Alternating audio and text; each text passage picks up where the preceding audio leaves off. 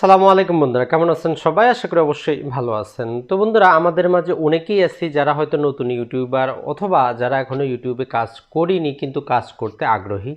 অনেকেরই জানার ইচ্ছা থাকে যে আসলে ইউটিউব থেকে কত টাকা আসে, কিভাবে টাকাগুলো আসে, ইউটিউবের এই যে রেভিনিউ সিস্টেমটা কীভাবেই বা কাজ করে।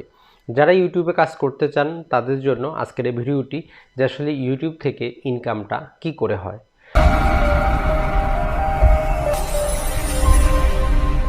গতকালকেই ২১ তারিখ ছিল।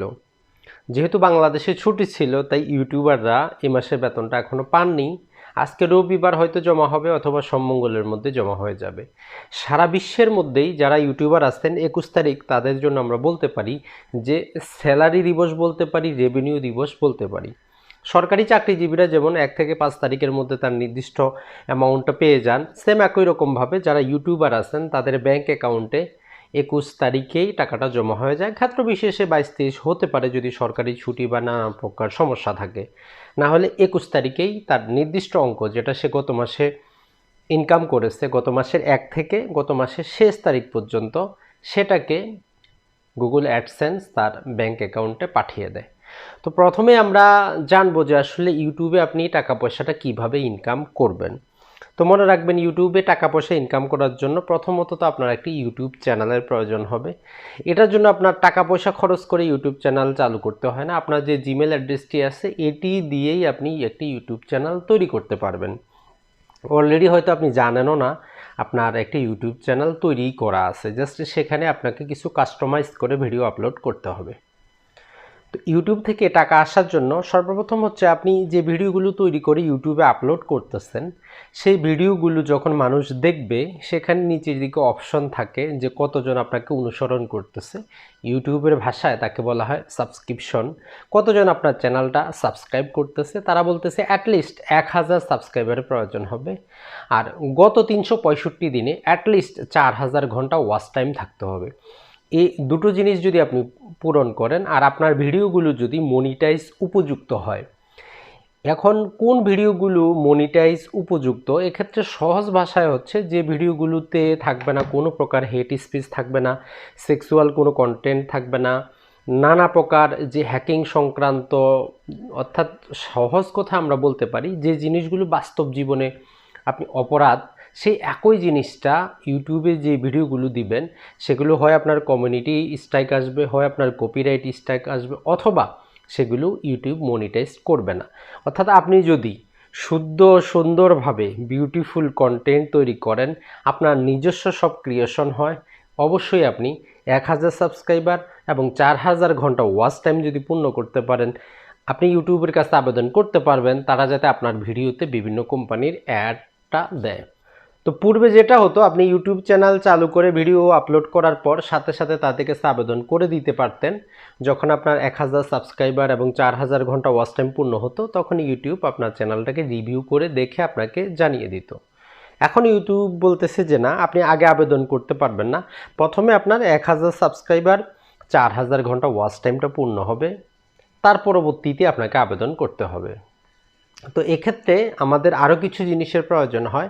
আপনার যে ইমেল অ্যাড্রেসটি দিয়ে আপনি ইউটিউব চ্যানেল চালু করেছেন সেটি অথবা অন্য যে কোনো ইমেল অ্যাড্রেস দিয়ে আপনাকে একটি গুগল অ্যাডসেন্স, এটিও সম্পূর্ণ ফ্রিতে, যেভাবে আপনি জিমেল অ্যাড্রেস তৈরি করেছেন একই রকমভাবে আপনি তৈরি করতে পারবেন। তো গুগল অ্যাডসেন্সে যেটি দিতে হয় সেটি হচ্ছে আপনার স্থায়ী ঠিকানা, সেটি দিতে হয়। কারণ গুগল অ্যাডসেন্স যেহেতু আপনাকে রেভিনিউটা দিবে, আপনার ব্যাংক পর্যন্ত পৌঁছিয়ে দিবে, তারা যেভাবে ব্যাংক আপনার আইডি কার্ড দেখে ব্যাংক কোনো ক্ষেত্রে আপনার স্থায়ী ঠিকানার চিঠি পাঠায়, সেম একই রকমভাবে গুগল অ্যাডসেন্স যেটি করবে আপনার স্থায়ী ঠিকানার চিঠি পাঠিয়ে ভেরিফিকেশন করবে আসলে আপনি সেই ব্যক্তি কিনা। তো তাহলে আপনার যখন ১,০০০ সাবস্ক্রাইবার, ৪,০০০ ঘন্টা ওয়াচ টাইম যখন পূর্ণ হয়ে যাবে, তখন যখন আপনি ইউটিউবে আবেদন করবেন মনিটাইজ করার জন্য, তো যে টাকা পয়সাটা আসবে তার আগে আপনাকে একটা গুগল অ্যাডসেন্স তৈরি করে নিয়ে আপনার সেই যে ইউটিউব চ্যানেলের সাথে যুক্ত করে দিতে হবে। তো এটা করার পরে যখন আপনার ইউটিউব চ্যানেলে বিভিন্ন প্রকার কোম্পানি যখন অ্যাড আসবে, সেখানে বিভিন্ন ডলার ধীরে ধীরে যুক্ত হতে থাকবে, যখন $10 পর্যন্ত যুক্ত হবে তখন গুগল অ্যাডসেন্স আপনার কাছে চিঠিটি পাঠাবে। আপনি সেই চিঠির মধ্যে একটা কোড থাকবে, সেটা যখন আপনার গুগল অ্যাডসেন্সে দিয়ে দিবেন আপনার অ্যাড্রেসটা ভেরিফাইড হয়ে যাবে। তখন আপনার কাজ শুধু আপনার ব্যাঙ্ক অ্যাকাউন্টটা সেই গুগল অ্যাডসেন্সে দিয়ে দেওয়া। এক্ষেত্রে জাস্ট একটা সুইফট কোডের প্রয়োজন হয়, এটা আপনি গুগল করলে পেয়ে যাবেন আপনি কোন ব্যাঙ্কে অ্যাকাউন্ট।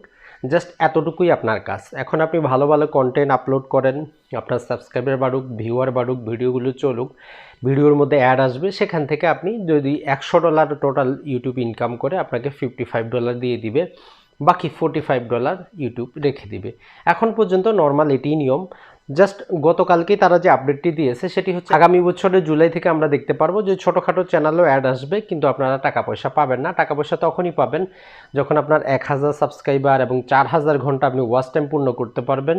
দুটো যদি আপনি পূরণ করতে পারেন তখনই আপনি মাত্র টাকা পয়সা পাবেন।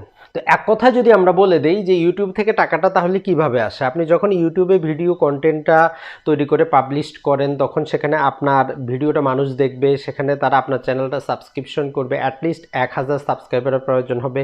আপনার ভিডিওগুলো গত এক বছরে অ্যাটলিস্ট 365 দিন যেটাকে আমরা বলি, এর মধ্যে 4000 ঘন্টা ওয়াচ টাইম থাকবে। আপনার ভিডিওগুলো কোনো প্রকার ইউটিউবের যে কপিরাইট স্ট্রাইক এবং কমিউনিটি গাইডলাইন আছে, রিউজ গাইডলাইন আছে, এর বিপক্ষে যাবে না। তখনই আপনি ইউটিউবের কাছে বলতে পারবেন যে আমার চ্যানেলটা মনিটাইজ করে দাও, অর্থাৎ আমার চ্যানেলে বিভিন্ন প্রকার অ্যাড দাও।